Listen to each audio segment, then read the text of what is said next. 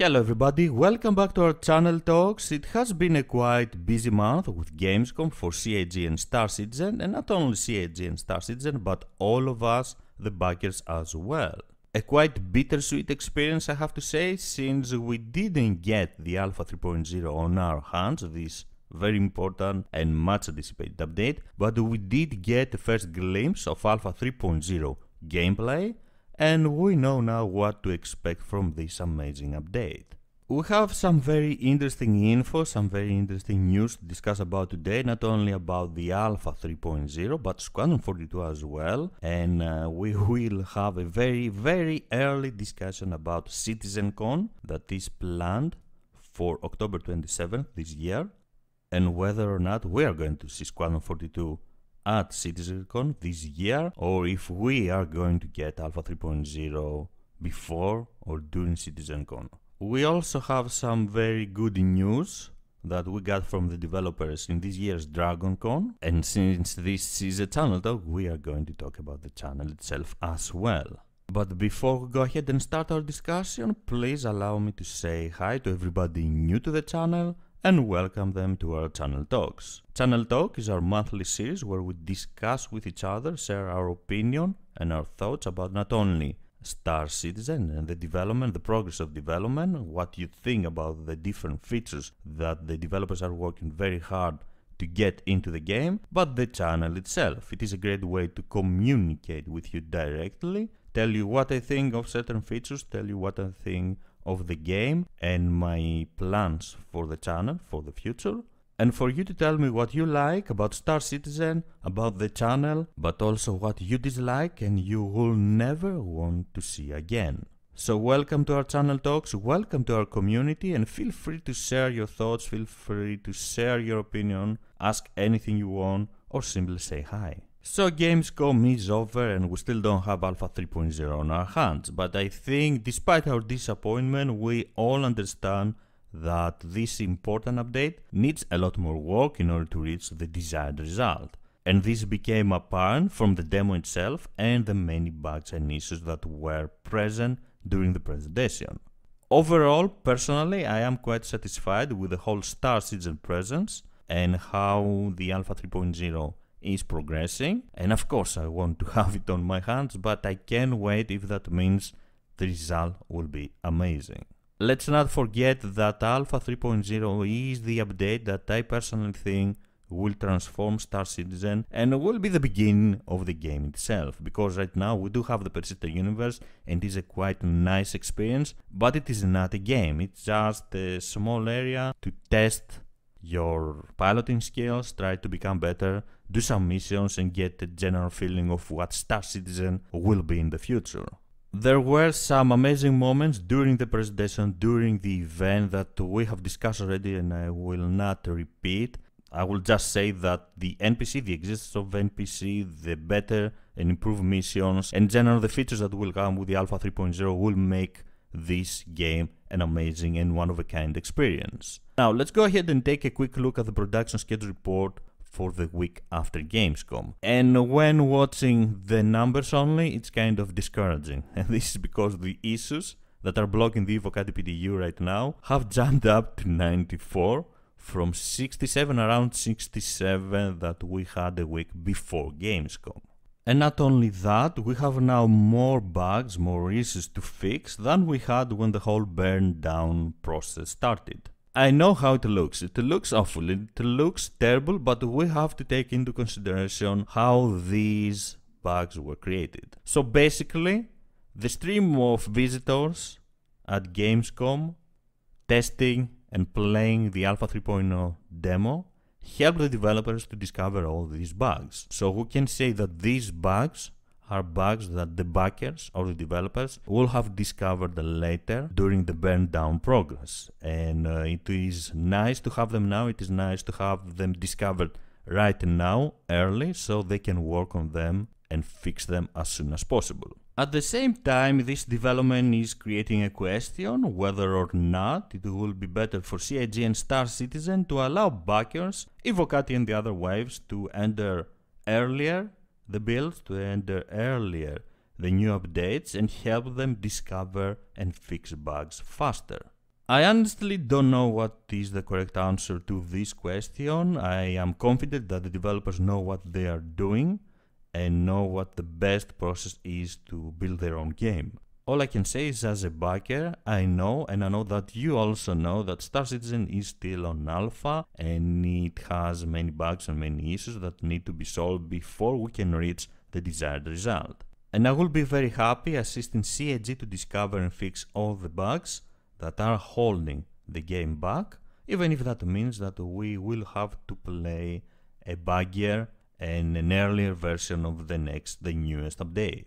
Something else we have to mention regarding the production schedule report has to do with the dates. We still had one date. CIG had decided to remove all dates, but they had still left one date, which was apparently the estimate of when Alpha 3.0 will have been ready for a release. Now this date has been removed as well, and we are now officially in the dark regarding dates. And although it is kind of positive because it will discourage discussions of the type "that date has passed, why don't we have the update?" it is kind of bad as well because we have absolutely no idea how close or how far from an Alpha 3.0 release we are. So let's go ahead and discuss about CitizenCon of 2017. I have to say that it is very early to discuss about CitizenCon, but let's have a brief discussion about it. CitizenCon this year is planned for Friday, October 27th, and honestly, I have no idea what we are going to see. This depends heavily on whether or not we will have the Alpha 3.0 released before CitizenCon, and if it is an Evocati PTU release or if it is widely released for all the backers. From the numbers on the production schedule report and how things are progressing, I think we are going to see the Evocati PTU released a little before CitizenCon or even at CitizenCon, and this will also affect Squadron 42. We were discussing before the Gamescom event, we were discussing about Squadron 42 and if we were going to see something from Squadron 42. We obviously haven't seen anything during Gamescom, and we were expecting to not see anything during Gamescom, but we were hoping that CitizenCon will be the Squadron 42 event.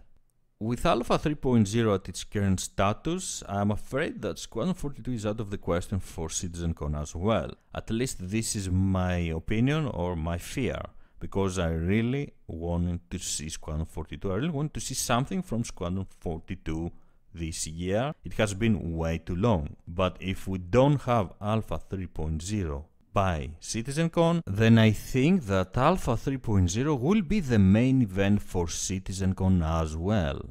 Squadron 42 being released before the end of 2017 is out of the question for me personally. We haven't seen anything, we haven't heard anything. We know that the planetary tech will be present in Squadron 42, so I don't think the game is ready for a release, and I think it will take a while, but hopefully we will see it next year.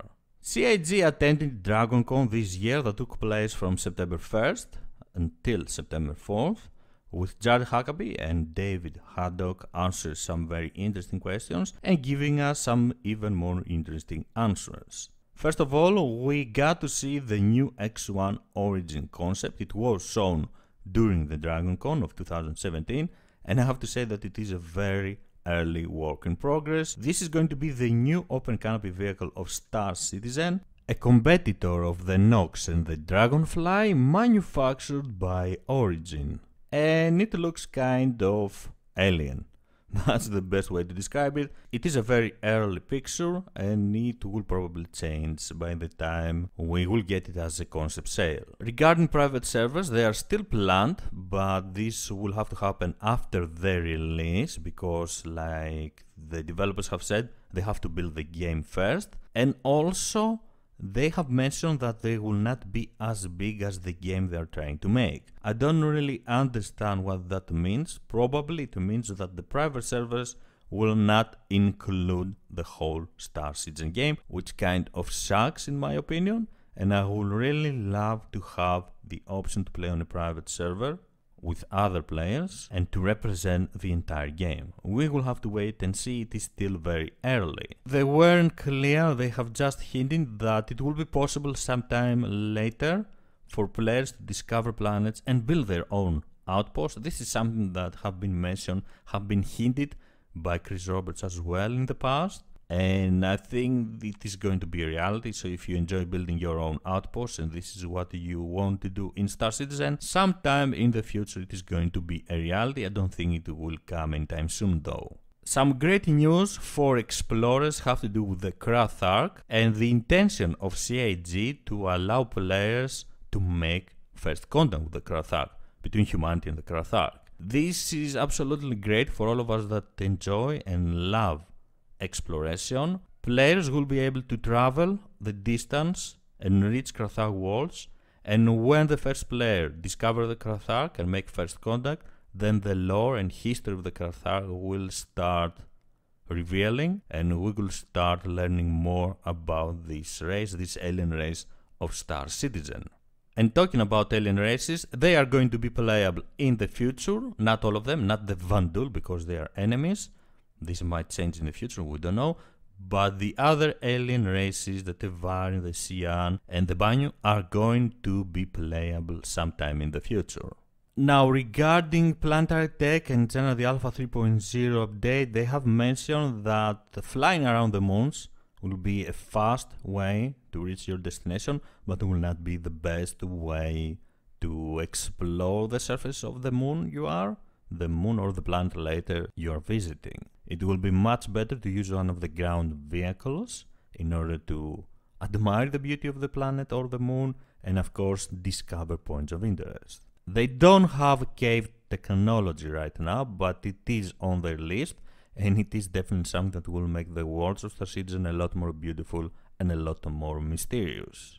Now regarding the channel itself, I would like to thank you for one more time for your amazing support and the love you are showing to me and the channel, and it is because of you and your support that we have passed 5,000 subscribers. This has been a goal for quite a while, a milestone for the channel for quite a while, and I'm really happy that we have managed to pass that milestone, to achieve that milestone together. I'm really happy to be part of our community here on the channel and in general the Star Citizen community, which I think is one of the best I have seen ever in gaming. Thank you so much for your support, thank you so much for being here, watching the videos, sharing your thoughts, sharing your opinions and telling me what you think about Star Citizen and the channel itself. You are amazing and I promise that I will keep creating the best possible content, the best content I can for you. Thank you so much for being here with me. This is everything I want to share with you today, and like always I would love to hear your thoughts about not only Alpha 3.0 and whether or not you think we are going to see Squadron 42 at CitizenCon this year, but also about the amazing new info we got from the developers during DragonCon. I find especially the exploration news we got regarding the Krath Arc spectacular, amazing, and I cannot wait to start the race for the Krath Arc discovery in the Star Citizen universe. Thank you very much for joining me, thank you for being awesome. I am Squid of Love and I will see you next time. Bye bye.